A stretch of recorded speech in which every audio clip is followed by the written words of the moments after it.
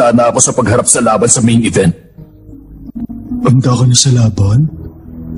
Sa tuwing pinakakawalan niya ang kanyang lakas sa bawat pagsuntok sa kalaban, para nakasalalay na ang buong kaluluwa niya. Hanggang kailan kaya siya lalaban sa ganitong paraan?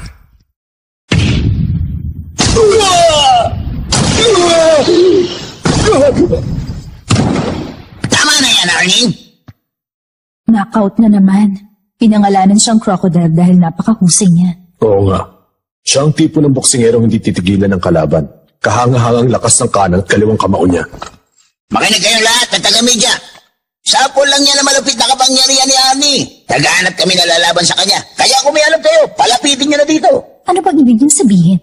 Pero Mr. Sagakuchi, hindi pa natatapos ang laban niya kay Miyata, hindi po ba? Nagpunta kami sa Japan dahil alam ko maganda magiging business dito. Maraming malalakas na boksingero dito sa bansang ito. Katulad nila AG dati at Ippo Makunot. Minamaliit niya ang mga boksingerong Hapon, ha? Napakayabang naman itong manager niya.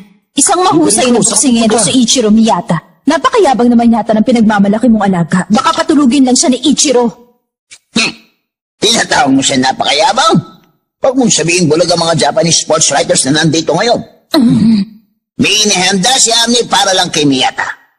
Anong inihanda niya? Pasensya na kayong lahat dahil hindi pa niya may papakita ngayon ang inihanda niya, pero humanda kayo dahil ipapakita niya yung sa nalalapit niyang laban. Ang tawag sa inihanda niya ay Bloody Cross. Bloody Cross? Oo, kahit nagmula yun sa kanyang mayabang na manager. Sa tingin ko mapanganib na atake pinaghahanda niya. Tinawag niyang Bloody Cross. Ang ibig sabihin, matugong pakikipaglaban. Alam ko na! Ano? Sige nga, subukan mo hulaan. Ano ba ibig sabihin nun? Nakuha ang terminology na cross-counter mula sa pag-atake kung saan ang kamao ng dalawang magkalaban ay